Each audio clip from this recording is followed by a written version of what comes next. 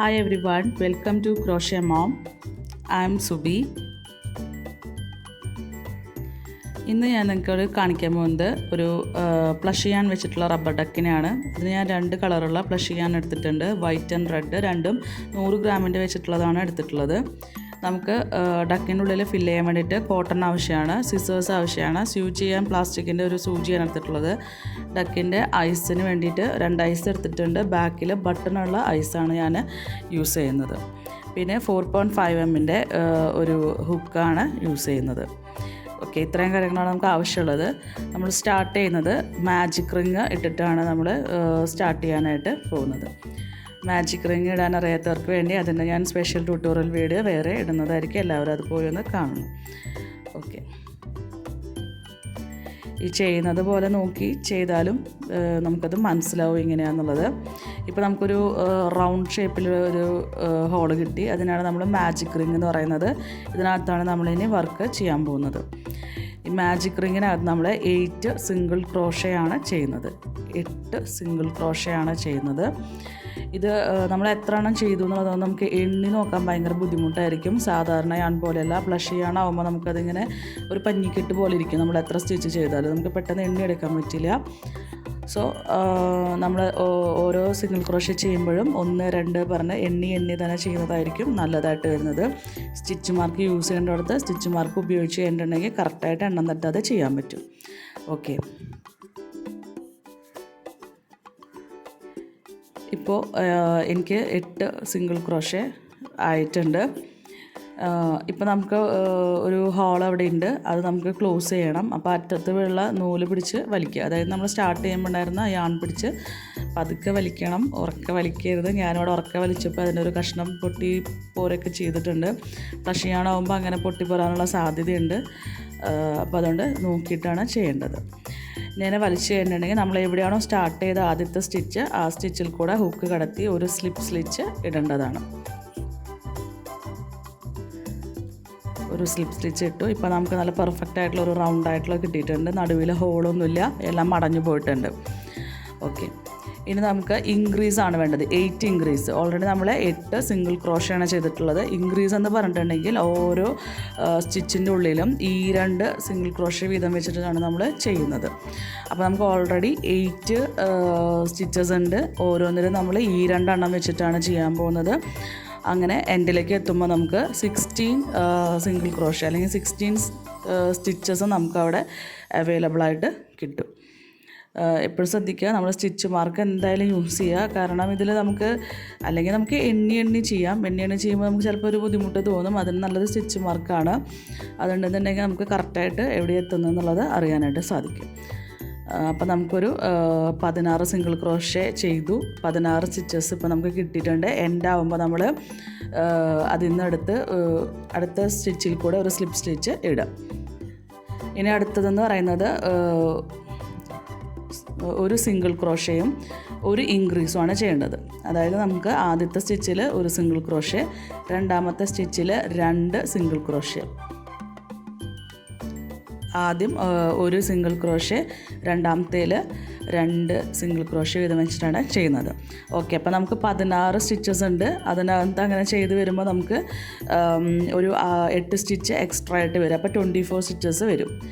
ഇനി അടുത്ത റൗണ്ട് നമ്മൾ സ്റ്റാർട്ട് ചെയ്യുകയാണെന്നുണ്ടെങ്കിൽ 3 സിംഗിൾ ക്രോഷയും ഒരു ഇൻക്രീസുമാണ് ചെയ്യേണ്ടത്. 3 സ്റ്റിച്ചിൽ 3 സിംഗിൾ ക്രോഷ ചെയ്തിട്ട് ഒരു ഇൻക്രീസ് ചെയ്യുക. പിന്നെ ബാക്കി വരുന്ന 7ാമത്തെ റൗണ്ട് വരത്തേക്കും ആ 30 സിംഗിൾ ക്രോഷ തന്നെ കണ്ടിന്യൂ ചെയ്ത് പോവുക. അതിൻ്റെ ഇടയിലുള്ള വീഡിയോ എനിക്ക് മിസ്സായി പോയതാണ്. ഇനി നമ്മൾ ഡിക്രീസാണ് ചെയ്യുന്നത്. 9 സിംഗിൾ ക്രോഷേ ആണ് നമ്മൾ ചെയ്യുന്നത്. അത് കഴിഞ്ഞിട്ടൊരു ഡിക്രീസാണ് ചെയ്യുന്നത്. ഈ ഡിക്രീസ് എങ്ങനെയാണ് ചെയ്യുന്നതെന്നാണ് എൻ്റെ വീഡിയോ, ഒരു ഷോർട്ട് വീഡിയോ ഞാൻ എൻ്റെ ചാനലിൽ ഇട്ടിട്ടുണ്ട്. എല്ലാവരും അത് പോയി ഒന്ന് കാണണം. ഓക്കെ, ഇങ്ങനെയാണ് ചെയ്യുന്നതെന്നുള്ളതൊന്ന് ശ്രദ്ധിച്ച് നോക്കി കഴിഞ്ഞാൽ മനസ്സിലാവും. 9 സിംഗിൾ ക്രോഷയും ഒരു ഡിക്രീസുമാണ് നമ്മൾ ചെയ്യുന്നത്. ഈ റൗണ്ടിൽ 9 സിംഗിൾ ക്രോഷേ ആൻഡ് ഒരു ഡിക്രീസ്. ഇനി നമ്മൾ ആ ഒരു റൗണ്ട് പോലെ ഒരു കൊട്ട പോലെ നമുക്ക് കിട്ടിയിട്ടുണ്ടായിരിക്കും. അത് നമ്മൾ കുറച്ച് ക്ലോസ് ചെയ്ത് കൊണ്ടുവരാൻ വേണ്ടിയിട്ടാണ് അങ്ങനെ ചെയ്യുന്നത്. ഓക്കെ, അടുത്ത റൗണ്ടിൽ 9 സിംഗിൾ ക്രോഷയും 4 ഡിക്രീസുമാണ് ചെയ്യുന്നത്. 9 സിംഗിൾ ക്രോഷേ ആൻഡ് 4 ഡിക്രീസ്. ഇതിപ്പോൾ നമുക്ക് ഡക്കിൻ്റെ ഒരു ബോഡി പാർട്ടിലേക്കാണ് വരുന്നത്. അപ്പോൾ അത് കുറച്ചൊന്നും ഇങ്ങനെ ക്ലോസ് ആയിട്ട് വരണം. അതിന് വേണ്ടിയിട്ടാണ് നമ്മൾ ഡിക്രീസ് ഇപ്പോൾ ചെയ്യുന്നത്. അപ്പോൾ ഓൾവേസ് നമ്മൾ സ്റ്റിച്ച് മാർക്ക് യൂസ് ചെയ്തുകൊണ്ടിരിക്കുക. നമുക്കതെങ്കിൽ അറിയാൻ പറ്റില്ല എവിടേക്കാണ് ചെയ്യുന്നതെന്നുള്ളത്. ഡിക്രീസ് എങ്ങനെയാണ് ചെയ്യുന്നതെന്നുള്ളത് നന്നായി ശ്രദ്ധിക്കുക. ആദ്യം നമ്മൾ ഒരു സിംഗിൾ ക്രോഷ എടുക്കുക, അത് വലിച്ചെടുക്കാണ്ട് വീണ്ടും ഒന്നുകൂടെ എടുത്തിട്ട് രണ്ടെണ്ണത്തിൽ കൂടി ഹുക്ക് പുൾ ത്രൂ ചെയ്യുകയാണ് ചെയ്യുന്നത്. അങ്ങനെ 4 സിംഗിൾ ക്രോഷേ ചെയ്യും, വീണ്ടും ഒരു 4 ഡിക്രീസ് ചെയ്യും, വീണ്ടും ഒരു 9 സിംഗിൾ ക്രോഷേ ചെയ്യണം. ഓക്കെ, ഇപ്പോൾ നമുക്ക് എൻഡിലേക്ക് എത്തിയിട്ടുണ്ട്. ഇനി നമ്മളതിനെ ഒന്ന് കൂട്ടി പിടിക്കുക, റൗണ്ടായിട്ട് പിടിക്കാണ്ട് കൂട്ടി പിടിക്കുക. ഈ സൈഡിലെടുക്കുന്ന അതേ സ്റ്റിച്ചിൻ്റെ ഓപ്പോസിറ്റ് തന്നെ ആയിരിക്കണം അപ്പുറത്തും നമ്മൾ എടുക്കുന്നത്. അതിൽ കൂടെ നമ്മൾ സ്ലിപ്പ് സ്റ്റിച്ചാണ് ചെയ്യുന്നത്. അങ്ങനെ നമ്മളൊരു 5 സ്ലിപ്പ് സ്റ്റിച്ച് ചെയ്യണം. ശ്രദ്ധിക്കുക, ഈ ഇപ്പുറത്തെ സൈഡിൽ എടുക്കുന്നതിൻ്റെ നേരെ ഓപ്പോസിറ്റുള്ള സ്റ്റിച്ചിൽ കൂടെ തന്നെയായിരിക്കണം നമ്മൾ എടുക്കുന്നുണ്ടാവുന്നത്. അങ്ങനെ ഹുക്കിനെ പുൾ ത്രൂ ചെയ്തിട്ട് സ്ലിപ്പ് സ്റ്റിച്ചാണ് നമ്മൾ ചെയ്യുന്നത്. അങ്ങനെ നമ്മളൊരു 5 എണ്ണമാണ് ചെയ്യുന്നത്.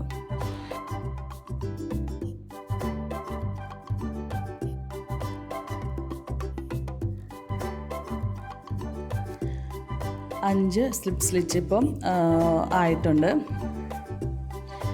ഇത് ഡക്കിൻ്റെ ഒരു ബോഡി പാർട്ടാണ്. ഇപ്പോൾ അറ്റത്ത് കാണുന്നത് ഡക്കിൻ്റെ ഒരു ടെയിലിൻ്റെ പോർഷനായിട്ടാണ് വരുന്നത്. ഇനി നമുക്കൊരു ഓപ്പൺ ആയിട്ടുള്ള സ്പേസും കൂടെയുണ്ട്. അവിടെയാണ് നമ്മളിനി അടുത്തതായിട്ട് വർക്ക് ചെയ്യാൻ പോകുന്നത്. നമ്മൾ ഫ്രണ്ട് ലൂപ്പിൽ കൂടെ മാത്രമാണ് എടുക്കുന്നത്. നമുക്ക് 2 സ്റ്റിച്ചസ് ഉണ്ടായിരിക്കും. 2ൻ്റെ ഉള്ളിൽ കൂടെ നമ്മൾ കടത്തില്ല, ഫ്രണ്ട് ലൂപ്പിൽ കൂടെ മാത്രമാണ് എടുക്കുന്നത്.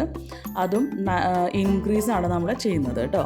അതായത് ഓരോ സ്റ്റിച്ചിൻ്റെ ഉള്ളിൽ കൂടെയും ഈ 2 സിംഗിൾ ക്രോഷേ വീതം വെച്ചിട്ടാണ് നമ്മൾ ചെയ്യുന്നത്. ഫ്രണ്ട് ലൂപ്പിൽ കൂടെ മാത്രം ചെയ്യുന്നു. ഫ്രണ്ട് ലൂപ്പ് ഇൻക്രീസാണ്. അപ്പോൾ ഓരോന്നിലും ഈ 2 എണ്ണം വെച്ചിട്ടാണ് നമ്മളിനി ചെയ്യാനായിട്ട് പോകുന്നത്.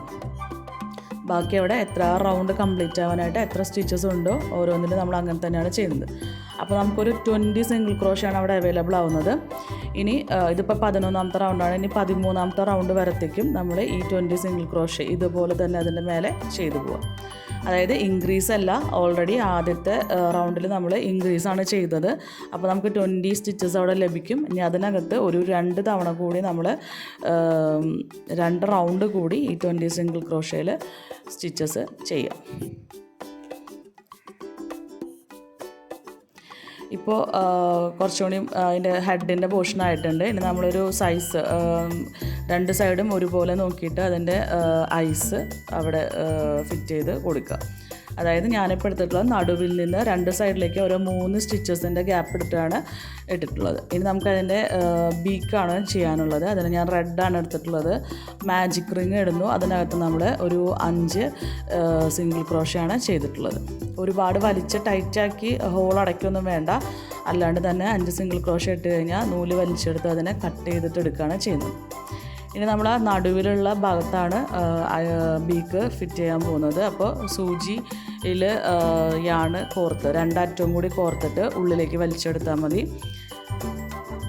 ഇതിൽ കറക്റ്റായിട്ട് കാണുന്നില്ല, വീഡിയോ എടുത്തതിൽ എവിടെയോ എന്തോ ഒരു മിസ്റ്റേക്ക് പറ്റിപ്പോയിട്ടുണ്ട്.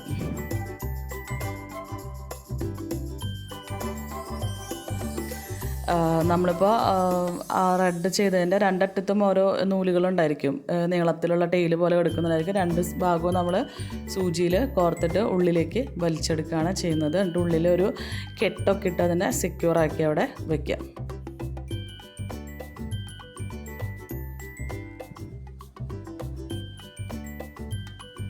കണ്ടോ, ഇപ്പോൾ ഇതുപോലെയാണ് നമ്മുടെ ബീക്ക് ഇരിക്കുക. അപ്പോൾ 2 സൈഡിൽ നിന്നും നമുക്ക് നൂല് വലിച്ചെടുക്കാനുണ്ട്. ഒരു നൂലോടെ പുറത്തുണ്ട്, അതിന് കൂടെ സൂചിയിൽ കോർത്തിട്ട് ഉള്ളിലേക്ക് വലിച്ചെടുക്കുക. ഇതിനകത്ത് കയറ്റാനായിട്ട് കുറച്ച് ബുദ്ധിമുട്ടാണ്. നമുക്ക് വലിയ ഹോളുള്ള സൂചി വേണമെങ്കിൽ ഉപയോഗിക്കാം. പിന്നെ നമുക്കിനി കോട്ടൺ ഫില്ല് ചെയ്യാം. കുറച്ച് ടൈറ്റായിട്ട് തന്നെ ഫില്ല് ചെയ്യുക. ലൂസായി വെക്കരുത്. കുറച്ചധികം യാൺസ് ഉപയോഗിക്കാം. ഇനി നമുക്കിനി ഡിക്രീസാണ് ചെയ്യാനുള്ളത്. ഹെഡ് പോർഷൻ ക്ലോസ് ചെയ്യണം. അതിന് 3 സിംഗിൾ ക്രോഷയും ഒരു ഡിക്രീസുമാണ് നമ്മൾ ചെയ്യുന്നത്. 3 സിംഗിൾ ക്രോഷ ചെയ്യുന്നു, ഒരു ഡിക്രീസ് ചെയ്യുന്നു. അങ്ങനെയാണ് റൗണ്ട് കംപ്ലീറ്റ് ചെയ്യുന്നത്. ഞാനിതിൽ സ്റ്റിച്ച് മാർക്ക് ഇട്ടിട്ടില്ല. നിങ്ങൾ സ്റ്റിച്ച് മാർക്ക് വെച്ച് ചെയ്യണം. ഞാനിപ്പോൾ എണ്ണം എടുത്തുകൊണ്ടാണ് ഇതിങ്ങനെ ചെയ്ത് പോകുന്നത്. 3 സിംഗിൾ ക്രോഷേ, അത് കഴിഞ്ഞിട്ട് ഒരു ഡിക്രീസാണ് ചെയ്യുന്നത്.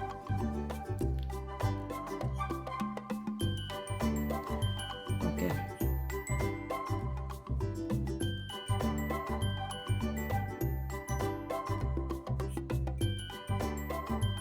അപ്പോൾ നമുക്ക് ആ ഒരു ഹെഡ് പോർഷൻ ഇങ്ങനെ ക്ലോസ് ആയി വരുന്നത് നമുക്ക് കാണാൻ പറ്റും.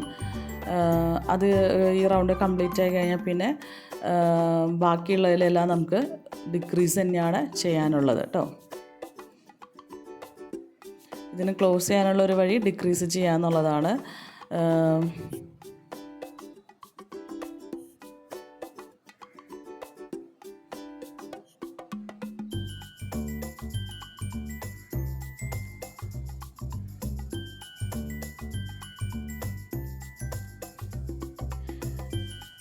ഒരു റൗണ്ട് കഴിഞ്ഞാൽ പിന്നെ ഓരോ സ്റ്റിച്ചിൻ്റെ ഉള്ളിലും ഡിക്രീസ് ആയിട്ടാണ് ചെയ്യേണ്ടത്. അപ്പോൾ രണ്ടെണ്ണം വെച്ചിട്ട് ക്ലോസ് ആയി വന്നുകൊണ്ടേ ഇരിക്കും.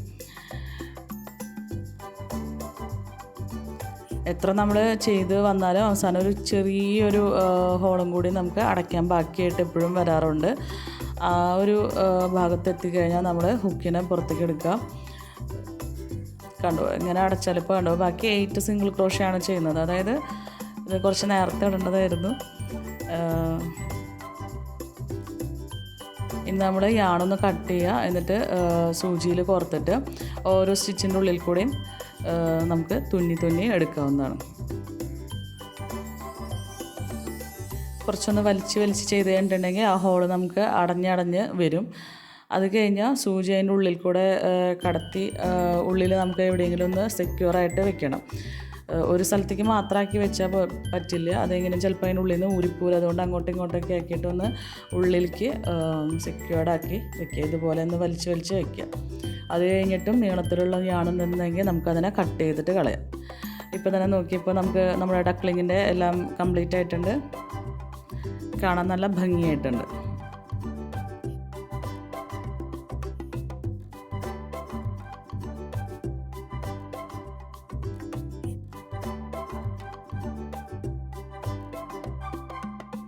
ഇപ്പോൾ നമ്മുടെ താറാവിനെ കാണാൻ നല്ല ഭംഗിയായിട്ടില്ലേ? ഞാൻ അതിനൊരു തൊപ്പിയും കൂടി ഉണ്ടാക്കി വെച്ചിട്ടുണ്ട്. അതിൻ്റെ ട്യൂട്ടോറിയൽ വീഡിയോ ഞാൻ വേറെ ഇടുന്നതായിരിക്കും.